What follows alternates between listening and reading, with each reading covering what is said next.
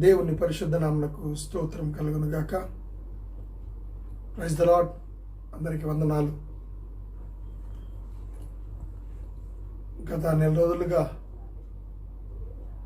సంఘ ఆరాధనలో మనందరము ముఖాముఖిగా కలుసుకోలేకపోయాం. కారణం మనకందరికీ తెలుసు, కరోనా వైరస్ని బట్టి ఒక రకంగా బాధ, దుఃఖం లోపల ఉన్నది. కానీ పరిస్థితులను బట్టి మరి దేవుడు ఈ యొక్క వెసులుబాటును కూడా దేవుడు మనకు దయచేసినాడు. ఈ విధంగా మరి ఫోన్లలో, అలాగే ముఖ్యంగా చాలా సంతోషకరమైన ఏంటంటే చాలామంది ఫోన్లో నుండి టీవీలోకి పెట్టి మరి టీవీల ద్వారా వారు వీక్షిస్తున్నట్టుగా మేము చూసి దాన్ని బట్టి ప్రభునందు ఆనందిస్తూ ఉన్నాం. దేవునికి మహిమ కలుగును గాక.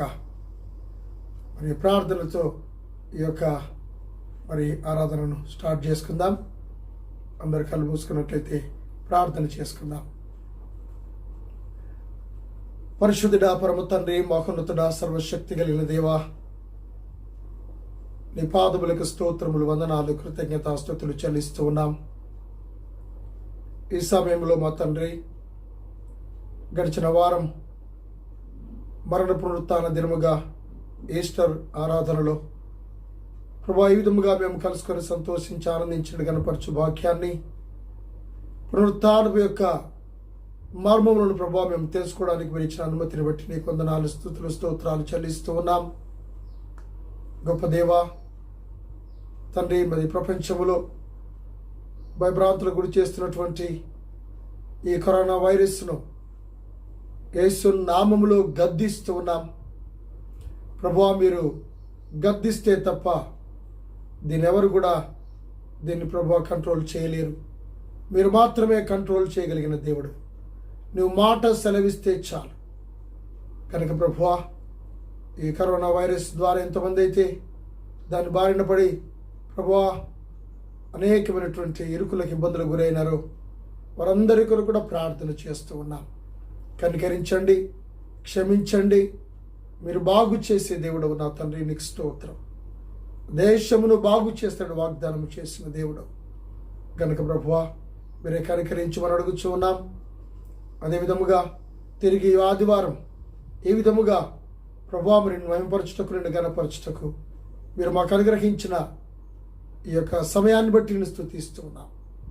మా ప్రియ బిడ్డలు ఎంతోమంది ప్రభా వీక్షిస్తున్నటువంటి వీళ్ళందరి కొరకు కూడా ప్రార్థన చేస్తూ ఉన్నాం.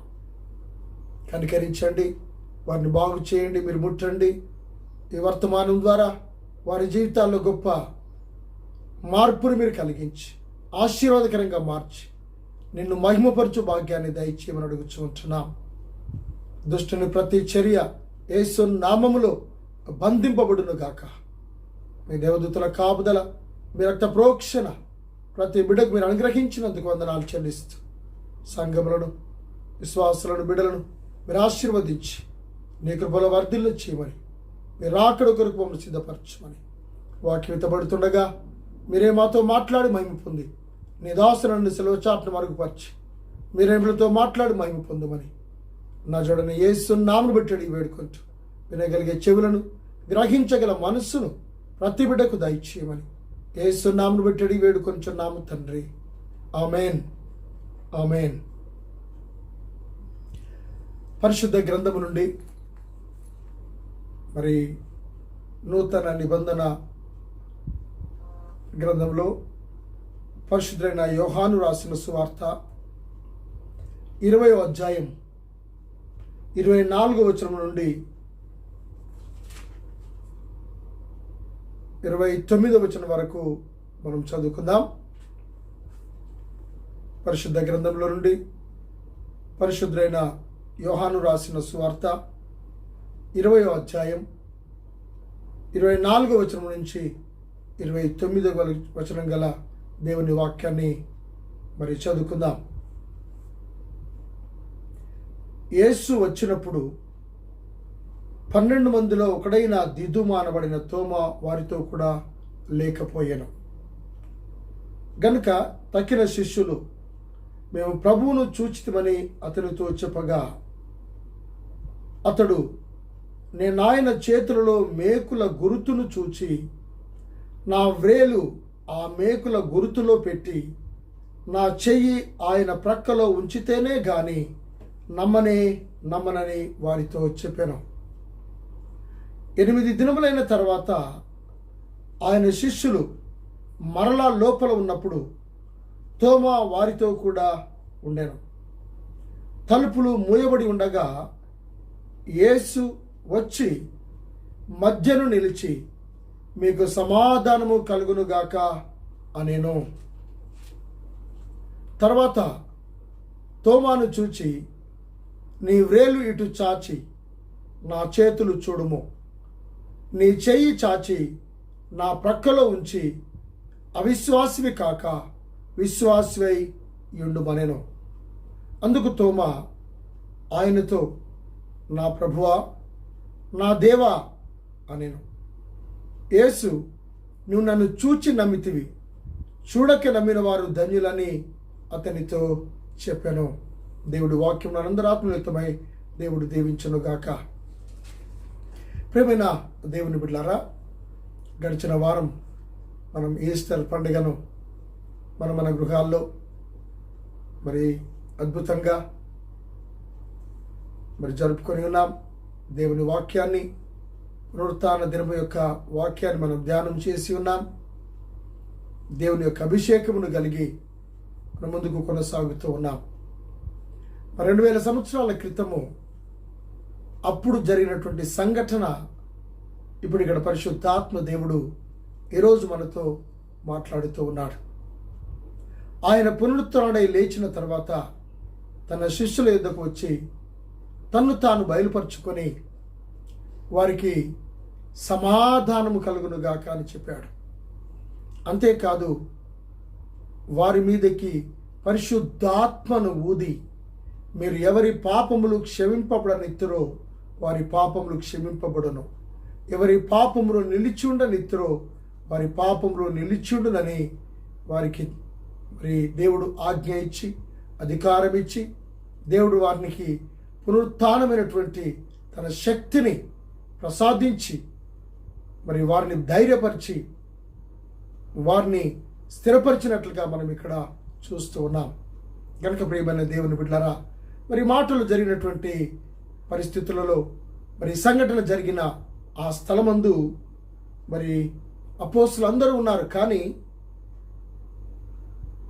ఒక్కడు మాత్రమే, అనగా తను వెంబడించిన శిష్యుల్లో అపోస్తులైనటువంటి తోమా వారి మధ్యలో లేడు. ప్రియమైన దేవుని బిడ్డలారా, గ్రహించండి, దేవాతి దేవుడు, మహిమోన్నతుడు, మహిమ కలిగినటువంటి దేవుడు ఆయన పునరుత్థానుడై ఆయన సమాధిని గెలిచి పాపమును ఓడించి పాపపు ముళ్ళును విరిచి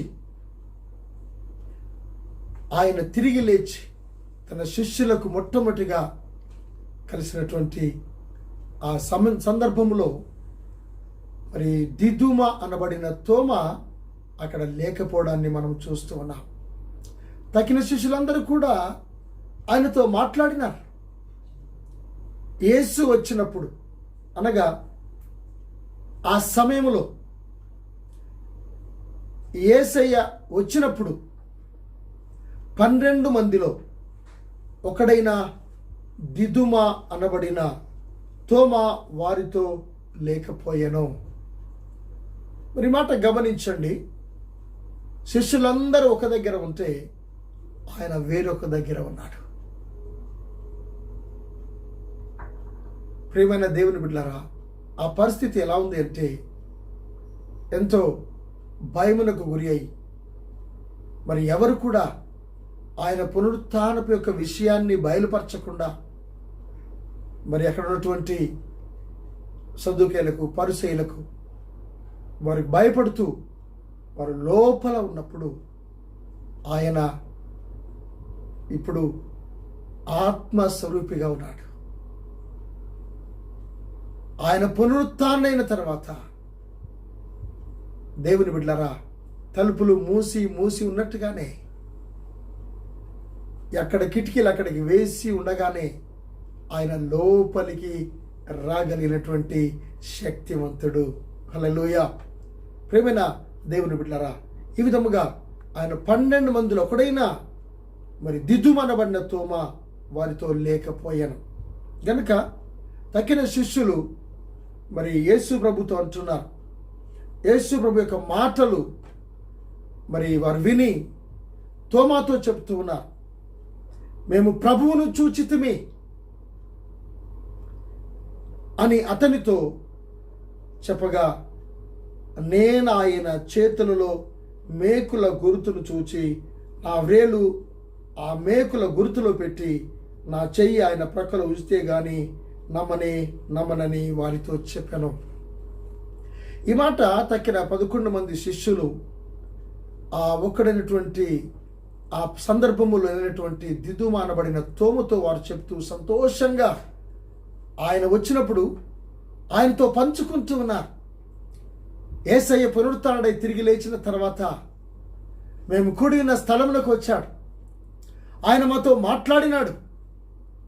ఆయన పునరుత్థానపు యొక్క బలమును, ఆయన శక్తిని, ఆయన ప్రభావాన్ని మాకు అనుగ్రహించినాడు అని వారి సంతోషముతో ఆయనతో పంచుకుంటూ ఉన్నారు. ప్రేమని దేవుని బిడ్డలారా, మన జీవితాల్లో నిజంగా దేవుని యొక్క దర్శనాన్ని మనము కలిగినప్పుడు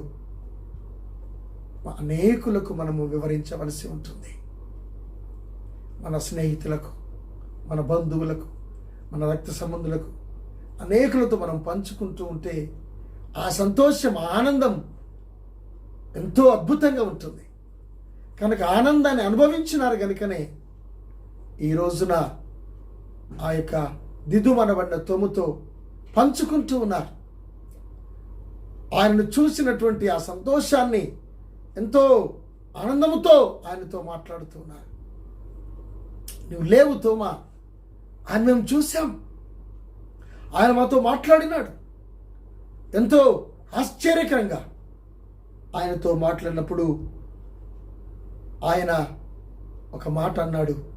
ఇది చాలా కొంచెం మనకు బాధగా అనిపిస్తుంది. శిష్యులకు కూడా కొంచెం బాధగా అనిపించింది. ఎందుకంటే తోమా పిరికివాడు కాదు, లేక భయపడేవాడు కాడు. ఎందుకంటే యోహాను సువార్త 11వ అధ్యాయములో మనం అక్కడ చూసినట్లయితే లాజరు చనిపోయినప్పుడు శిష్యులందరూ కూడా కొంచెం వెనక ముందు చేశారు. కానీ యేసు ప్రభుతో ఆయన మాట్లాడినటువంటి మాట మనం గమనించినట్లయితే చూడండి, యోహాను సువార్త 11వ అధ్యాయములో ఇక్కడ మనం గమనించినట్లయితే 16వ వచనం, అందుకు దిదుమానబడిన తోమ ఆయనతో కూడా చనిపోటకు మనమును వెలుదమని తన తోడి శిష్యులతో చెప్పాను. ఆయన ఎంత ధైర్యమైనటువంటి మాటని ఇక్కడ మాట్లాడుతున్నాడంటే, ఆయనతో కూడా మనము చనిపోవటానికి కూడా సిద్ధమే. గమనించండి, తన హృదయములో, తన జీవితంలో యేసయ్యను వెంబడించి, యేసయ్యను అనుసరించి తూచా తప్పకుండా ఆయన నడుస్తున్నటువంటి పరిస్థితిని మనం ఇక్కడ గమనిస్తూ ఉంటున్నాం. ఆయనతో కూడా చనిపోవడానికి కూడా నేను సిద్ధమే. తక్కిన శిష్యులతో ఆయన ధైర్యాన్ని వెలిపిస్తున్నట్టుగా మనకి ఇక్కడ కనబడుతుంది. అటువంటి అతను ఈ రోజున ఏమంటున్నాడంటే, నిజంగా ఆయన చేతులలో, అంటే ఆయన గాయాలలో నేను ఆయన చేతులలో మేకుల గుర్తును చూచి నా వేలు ఆ మేకుల గుర్తులలో పెట్టి నా చెయ్యి ఆయన ప్రక్కలో ఉంచితే గాని నమ్మనని వారితో చెప్పాను. ప్రేమ నా దేవుని బిడ్డలారా, తోమా అంత ధైర్యవంతుడు, తోమా పిరికివాడు కాదు అని మనం ఇక్కడ చూసాం. అలాగే ఇంకొక సందర్భంలో కూడా ఆయన యెరూషలేములోకి వెళుతున్నటువంటి సందర్భంలో ఆయన అక్కడ హింసించి చంపివేస్తారని తన శిష్యులతో చెప్పినప్పుడు పేతురు ఇంకా తగిన మంది శిష్యులు అది మీకు దూరమగునుగాక అన్నారు. కానీ ఆయన ఏమంటున్నాడంటే 15వ అధ్యాయంలో కనుక మనం గమనించినట్లు 14వ అధ్యాయంలో కనుక మనం గమనించినట్లయితే, అందుకు తోమా, ప్రభువా ఎక్కడికి వెళ్ళుచున్నావో మాకు తెలియదే, ఆ మార్గం ఎలాగూ తెలియని ఆయన అడగగా, యేసు, నేనే మార్గమును సత్యమును జీవమును, నా ద్వారానే తప్ప ఎవడును తండ్రి యొద్దకు రాడు. ప్రియమైన దేవుని బిడ్డలారా, చూడండి, ఆయన ఒక్కడు మరి యేసయ్యతో మాట్లాడుతున్నాడు ఇక్కడ. ప్రభువా ఎక్కడికి వెళ్ళుచున్నావు మాకు తెలియదే, ఆ మార్గం ఎలాగూ తెలియని ఆయన అడగగా యేసయ్య యొక్క బృహత్తరమైన మాట చెప్పాడు. ప్రపంచములో ఈరోజు మట్టుకు మారు మ్రోగుతున్నటువంటి మాట పలికినాడు అక్కడ. నేనే మార్గమును, నేనే సత్యమును, నేనే జీవమును, నా ద్వారానే తప్ప తండ్రి యొద్దకు ఎవడునూ రాడు. ప్రియమైన దేవుని బిడ్డలారా, ఈ వార్త ప్రపంచాన్ని కదిలివేస్తుంది. ఈ రోజున అనేక జీవితాలను వెలిగిస్తుంది. ఈ 3 మాటలు అనగా ఆయనే మార్గం, ఆయనే సత్యం, ఆయనే జీవం.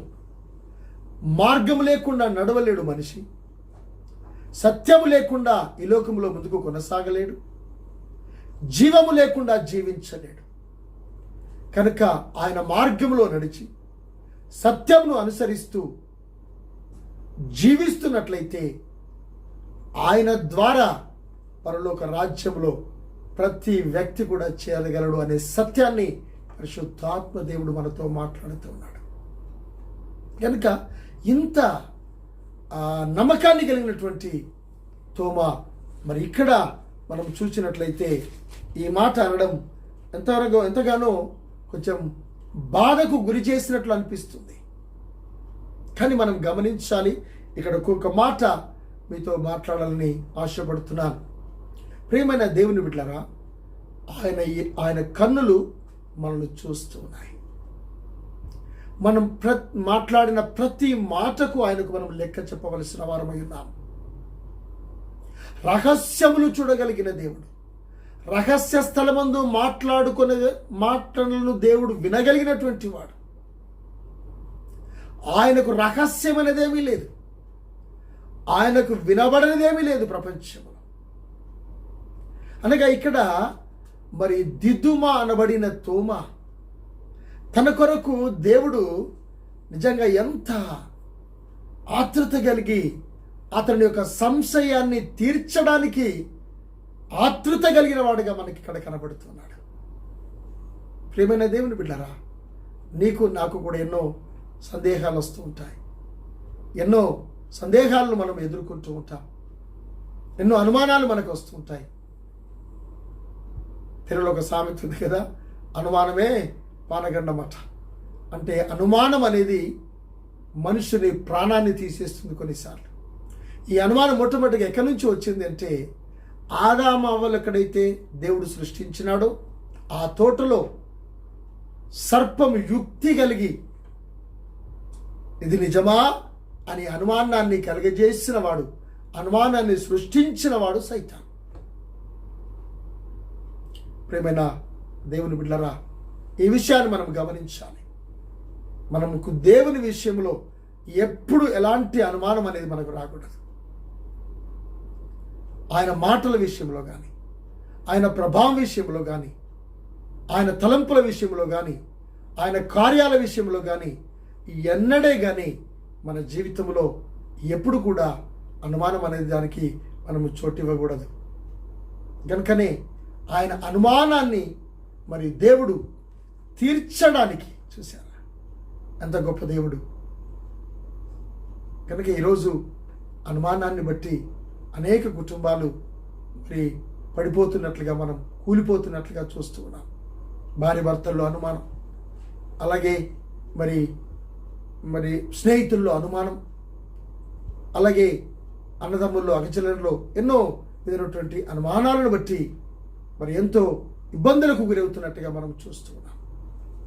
కనుకనే అనుమానం అనేదని తీర్చడానికి, సందేహం అనేది నీలో ఉండకుండా ఉండడానికి ఆయన ఆ ఒక్కనిలో వచ్చినటువంటి ఆ యొక్క మరి అనుమానాన్ని తిరిగి తను తాను బయలుపరచుకోవడానికి 8 దినములైన తర్వాత, అనగా సరిగ్గా ఇదే రోజు, ఆ రోజు అనగా యేసయ్య చనిపోయి తిరిగి లేచిన తర్వాత 8 దినములైన తర్వాత ఈ ఆదివారమున దిదుమ అనబడిన తోమ కొరకి తిరిగి దేవుడు వారందరూ అక్కడ ఉన్నప్పుడు, ఆ సమయంలో 11 మంది శిష్యులు అలాగే తోమా కూడా ఉన్నప్పుడు వారి మధ్యకు వచ్చి నిలిచినాడు. హల్లెలూయా. ప్రియమైన దేవుని బిడ్డలారా, గమనించండి, మన ఒక్కరి కొరకు లేక నమ్మలేకున్నటువంటి నీ కొరకు, నమ్మలేకున్నటువంటి నీ జీవితంలో ఎన్నో మార్లు సందేహములు బట్టి దేవునికి దూరమైపోయినావు కావచ్చు. ఎన్నో అనుమానాలు బట్టి నువ్వు దేవుని యొక్క వాక్యాన్ని హృదయంలో చేర్చుకోలేకపోయినావు కావచ్చు.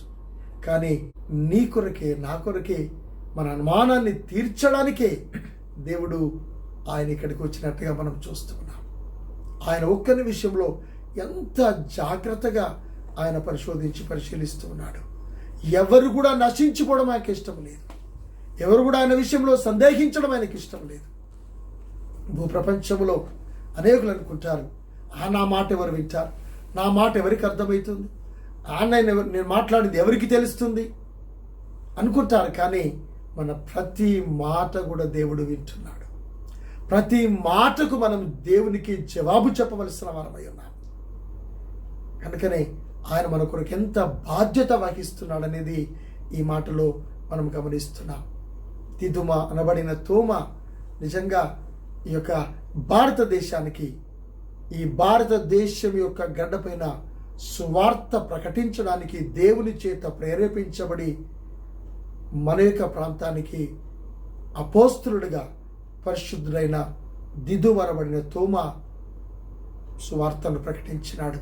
చాలామంది అనుకుంటారు ఏదో బ్రిటిష్ వారు మనకు తెలియజేశారని, లేకపోతే ఇంకా తెల్లొల్లది మతమని, ఇంకెవరో తీసుకొచ్చారని.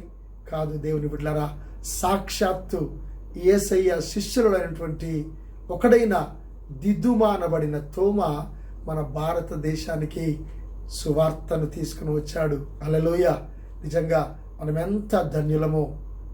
ఈరోజు మనందరం కూడా తోమాకు రుణపడి ఉన్నాం. ఒక రకంగా చూస్తే నిజంగానే యేసయ్యను వెంబడించినటువంటి తోమ భారతదేశానికి రావడం క్రీస్తు శకం 52వ సంవత్సరంలో మరి కేరళ రాష్ట్రం అనేటువంటి మరి అక్కడికి అడుగుపెట్టాడు.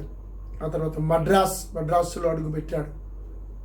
ఇప్పటికీ కూడా తోమ గారి యొక్క సమాధి అక్కడ ఉంది. ప్రియమైన దేవుని బిడ్డలారా, అనేక మందిని ప్రభు సన్నిధికి నడిపించినాడు.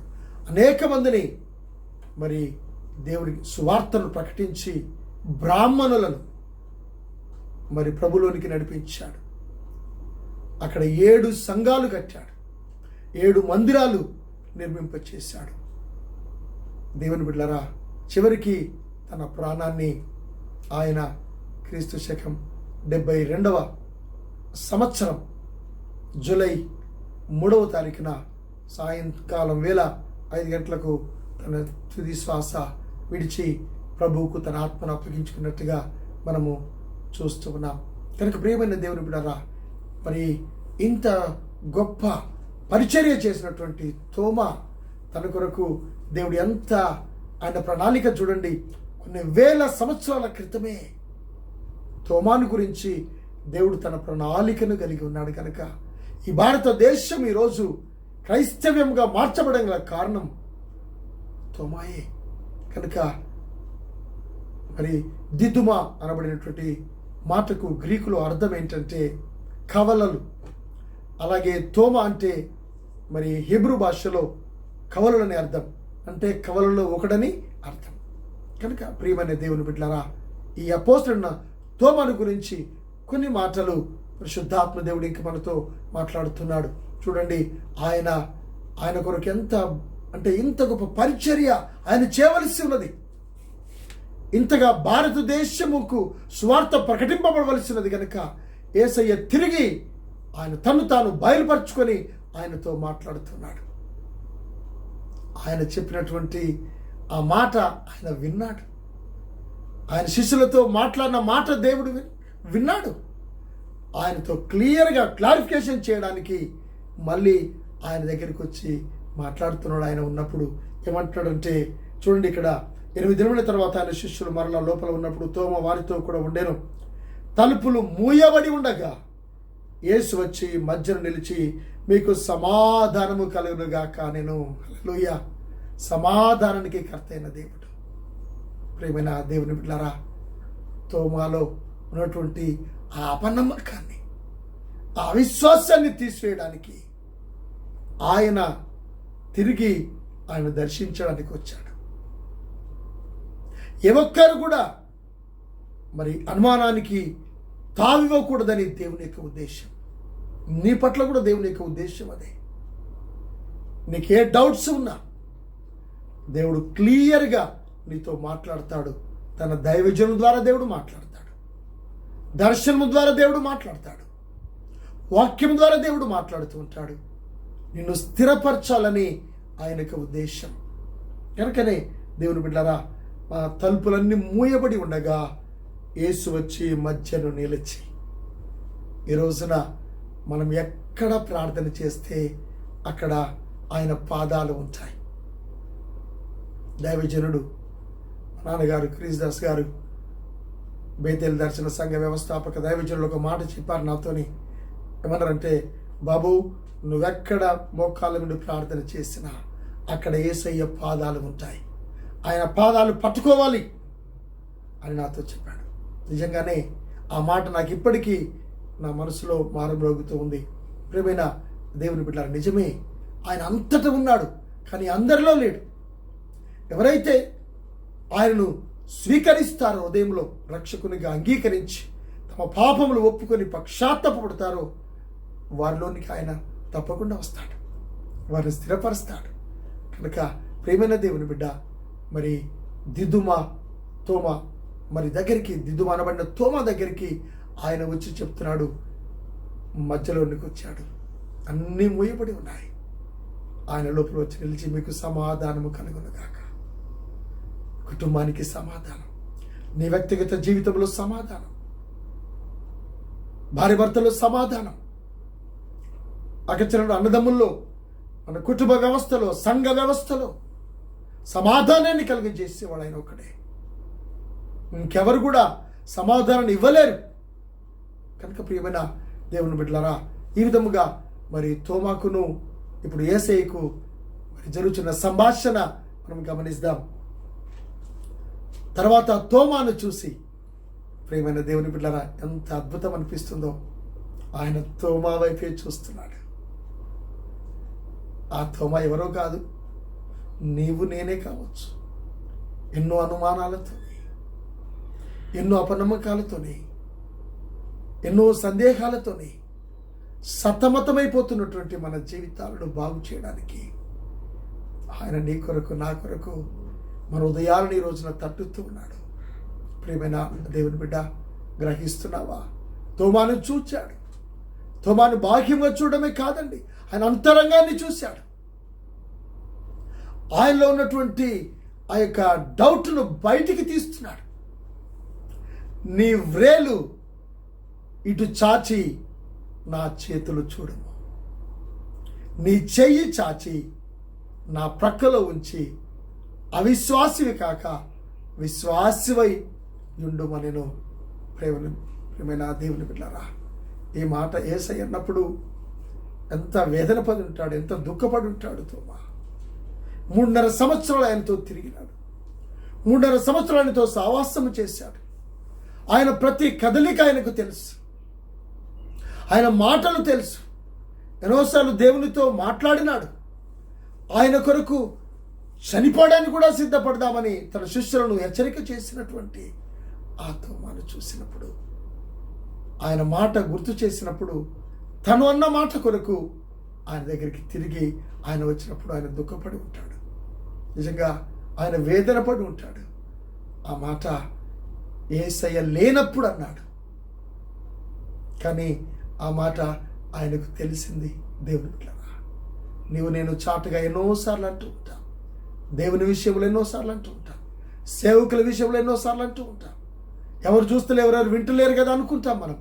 కానీ నువ్వు పలికిన ప్రతి మాట దేవుడు వింటున్నాడు. తీర్పు దినమున ఒక దినము లెక్క చెప్పవలసి ఉంటుంది. కనుక యెహోవాయందు భయభక్తుల వారు మాట్లాడుకొని చుండగా యెహోవా ఆలకించునని మలాకి గ్రంథంలో చెప్పాడు ఆయన. నేను మాట్లాడుకున్న ప్రతి మాట దేవుడు వింటాడు. శిష్యులందరితో ఆయన మాట్లాడిన మాట ఆయన ఇక్కడ రిపీట్ చేస్తున్నాడు. తన మనసులో ఉన్నటువంటి ఆ మాట తను మాట్లాడినాడు. కానీ యేసయ్య అంటున్నాడు, ఈ మాట చెప్తున్నాడు, నీ వ్రేలు ఇటు చాచి. ఆయన అన్నాడు కదా, నేను ఆయన మేకులలో వ్రేలు ఉంచుతే కానీ, నా వ్రేలు ప్రక్కలో ఉంచుతే కానీ నేను నమ్మనన్నాడు. అలాగే ఆ మాట ఇక్కడ తోమాను చూచి ఆయన చెప్తున్నాడు, నీ వ్రేలిటు చాచి నా చేతులు చూడు, నీ చెయ్యి చాచి నా ప్రక్కను ఉంచి అవిశ్వాసివి కాక విశ్వాసయుడు అంటున్నాడు. ప్రియమైన దేవుని బిడ్డలారా, ఈరోజు కూడా మనం పొందవలసిన శిక్షను ఆయన పొంది ఆయన కాళ్ళల్లో మేకులు మనం పరిగెత్తినాం పాపం చేయడానికి. మనం పొందవలసినటువంటి మేకులు ఆయన పాదములు చెంతబడి, మనం చేతులతో చేశాం పాపం, కానీ మన కొరకు ఆయన చేతుల్లో మేకులు కుట్టబడ్డాయి. మనం ప్రక్కలో తప్పు చేశాం, పాపము చేశాం, ఆయన ప్రక్కలో మేకు బల్లెము పొడవబడింది. మనం ఎన్నో చెడ్డ తలంపులు కలిగి, ఆలోచనలు కలిగి ఆయన త్వరలో ముళ్ళ కిరీటాన్ని పెట్టాం. నిలువెల్ల రక్తపు ముద్దగా నీ కొరకు నా కొరకు ఆయన మార్చబడినాడు. ప్రియమైన దేవుని బిడ్డ, ఈరోజు కూడా ఇంకా ఆయన దుఃఖపరుస్తున్నావా? ఇంకా ఆయన గాయాల్లో వ్రేలు పెడుతున్నావా? ఇంకా ఆయన గాయాలు నువ్వు ఇంకా రేపుతూ ఉన్నావా? చేయొద్దన్న పాపాన్ని చేసి, చేద్దనట్టు పనులు చేస్తూ ఇంకా ఆయన గాయాల్లో వేలు పెడుతున్నావా? బిడ్డ, విశ్వాసమై జీవిస్తున్నావా? ఈరోజైనా నీ కొరకే దేవుడి మాటలు మాట్లాడుతున్నాడు. నువ్వు విశ్వాసమై ఉండాలని, నువ్వు మరలా ఆయన గాయాలను రేపకుండా ఈరోజే నీ పాపమును ఒప్పుకొని విడిచిపెట్టు, ఆయనను రక్షకుడిగా అంగీకరించు.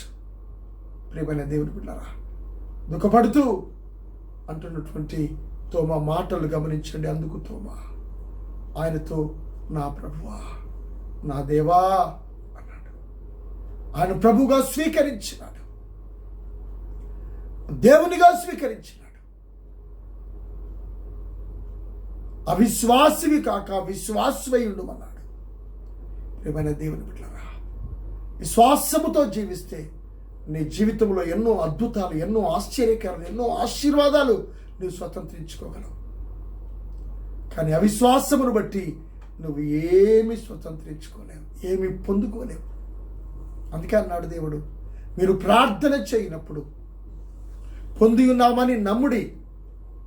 ప్రియమైన దేవుని బిడ్డలారా, అందుకే విశ్వాసపు కలిగిన ప్రార్థన స్వస్థపరుస్తుంది, విడుదల ఇస్తుంది, ఆరోగ్యాన్ని ఇస్తుంది, అద్భుతాలు చేస్తుంది, ఆశ్చర్య కార్యాలు చేస్తుంది. నీతోని కానిదంటూ ఏదైతే ఉందో అది చేయగలిగిన శక్తి ఒక విశ్వాసంలోనే ఉంది. అందుకే విశ్వాసం అనగా నిరీక్షింపబడు వాటి యొక్క నిజమైన స్వరూపం. ప్రియమైన దేవుని బిడ్డలారా, పరిశుద్ధ గ్రంథంలో హెబ్రీయులకు రాసిన పత్రిక 11వ అధ్యాయంలో కనుక మనం గమనించినట్లయితే విశ్వాసుల జాబితా మనం అక్కడ చూస్తున్నాం. దేవుని బిడ్డలారా, ఎంత గొప్ప మాట! విశ్వాసివి కాక విశ్వాసివై ఉండు. నిజమే, అబ్రాహాము మొదలుకొని నోవాహు మొదలుకొని దేవుని బిడ్డలారా, మరి ఎంతో మంది భక్తులు విశ్వాసంలో జీవించినట్టు మనం చూస్తున్నాం. మొట్టమొదటి ఆదాము సంతానమైనటువంటి కయీను హేబేలు విషయంలో మనం చూస్తే, హేబేలు విశ్వాసముతో ఆయన అర్పణను అర్పించినాడు.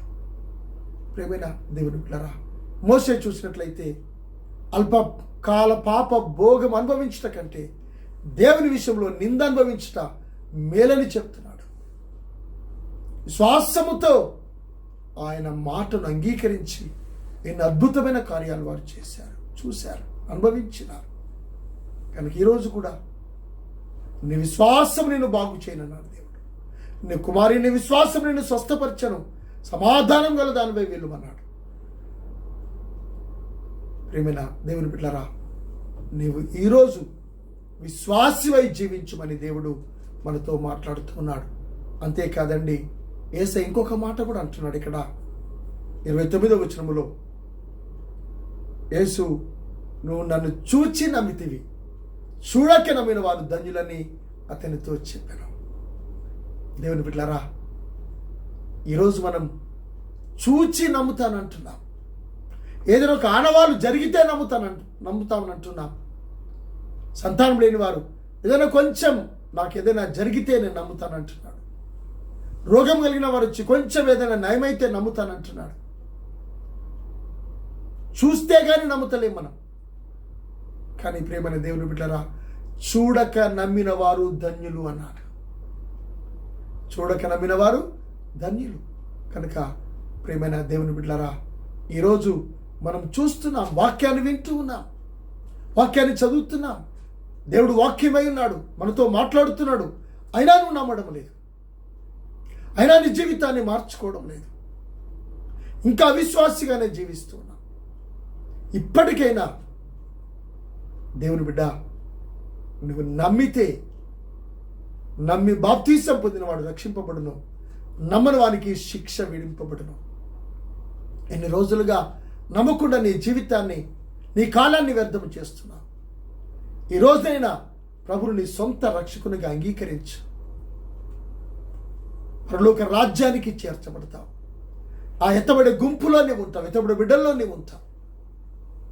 కనుక ప్రియమైన దేవుని బిడ్డలారా, యేసయ్య మన కొరకు ఎంత బాధ్యత కలిగి ఉన్నాడని ఒకసారి గమనించండి.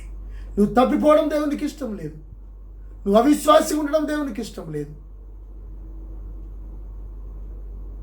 నువ్వు నమ్మకపోవడం కూడా దేవునికి ఇష్టం లేదు. నమ్మాలి, విశ్వాసిగా ఉండాలి, నువ్వు పడిపోకుండా జీవించాలని దేవుని యొక్క మహా గొప్ప ఉద్దేశం. ప్రియమైన దేవుని బిడ్డలారా, అటువంటి తోమా మన భారతదేశానికి స్వార్థను తీసుకొని వచ్చి తన ప్రాణాన్ని ఆయన బలిగా అప్పగించినటువంటి గొప్ప దైవజనుడు. ప్రతిరోజు ఆయన మనం జ్ఞాపకం చేసుకోవాలి. ఈరోజు క్రైస్తవులుగా మనం మార్చబడి యేసయ్యను కలిగి ఉన్నాం. ఈ రోజున యేసయ్యను ఆరాధిస్తున్నామంటే అపోస్తలుడైన పరిశుద్ధుడైన తోమాను తప్పకుండా మనం జ్ఞాపకం చేసుకోవాలి. ప్రియమైన దేవుని బిడ్డ, ఈ ఆదివారం రోజున వాక్యం వింటున్న నీవు నీ జీవితాన్ని మార్చుకొని దేవుని యొక్క రాకడలో ఎత్తబడే బిడ్డగా, ఎత్తబడే సంఘముగా నువ్వు తీర్చిదిద్దబడు. నీ ప్రతి విషయాన్ని ఆయన ఆలోచన చేస్తున్నాడు జ్ఞాపకం ఉంచుకొని, నీ విషయంలో శ్రద్ధ కలిగినాడని నువ్వు నమ్మి విశ్వసించి ఆయన పరిశుద్ధమైనటువంటి సంఘముగా తీర్చిదిద్దబడుతూ ఆయన రాకడలో ఎత్తబడే కృప దేవుడు మీకును నాకును మనందరికీ దేవుడు అనుగ్రహించి నడిపించునుగాక. వందనాలు. ప్రార్థన చేసుకుందాం. పరిశుద్ధమైన తండ్రి, మహోన్నతుడా, సర్వశక్తి కలిగిన దేవా, నీ పాదములకు స్తోత్రములు, స్తుతులు, వందనాలు చెల్లిస్తూ ఉన్నాం. నీ పరిశుద్ధమైన మాటలు ప్రభావ విన్నటువంటి ప్రతి బిడ్డ, ఎవరైతే సందేహాలతో, అవిశ్వాసముతో చూచి నమ్మకం ఉంటున్నారో వారితో ఈ దినం నువ్వు మాట్లాడినందుకు నీకు స్తోత్రం దేవా. ఎవరైనా ఇంకా మార్చబడకపోతే ఈరోజైనా వారి జీవితాలు మార్చుకొని ప్రభువా నీకు మహిమకరముగా నీ రాకడలో ఎత్తబడి కుటుంబముగా ఎత్తబడి బిడ్డగా తీర్చిదిద్దండి. అవిశ్వాసవి కాక విశ్వాసమై ఉండమని చెప్పిన దేవుడు, చూచి నమ్మిన వారి కంటే చూడక నమ్మిన వారు ధన్యులని చెప్పిన దేవుడు తండ్రి. కనుక ప్రభువా, అంటే ధన్యత మీరు మాకు అనుగ్రహించమని అడుగుచుంటున్నాం. దేవా, యెహోవా దేవుడు కాగల జనులు ధన్యులు, నిన్ను కలిగిన ప్రజలు ధన్యులని నీ వాక్యము సెలవిస్తుంది. పరిశుద్ధాత్ముడా, ఈ దినము ప్రతి హృదయాల్లో మీ కార్యములు జరిగించి నిన్ను మహిమపరచు వాక్యాన్ని దయచేయమని, అయ్యా, ఈ యొక్క వాక్యంను వింటున్న ప్రతి బిడ్డను మీరు దర్శించి దీవించమని, వారి కుటుంబాలను ప్రతి సమస్య నుంచి విడుదల ఇచ్చి, అనారోగ్యం నుంచి విడుదల చేసి, మీ గాయపు నష్టముని చాపిని ముట్టి స్వస్థపరిచి నిన్ను మహిమపరచు భాగ్యాన్ని దయచేయమని, వారి ప్రతి అవసరత నీ ధనలో తీర్చబడును గాక.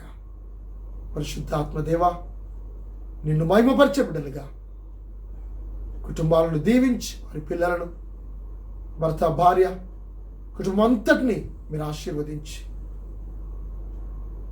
నిన్ను మహిమపరిచే కుటుంబాలుగా మీరు అక్కడ కొరకు సిద్ధపరచుమని నా జోడని యేసు క్రీస్తు పరిశుద్ధ నామమును బట్టి వేడుకొంచున్నాము తండ్రి.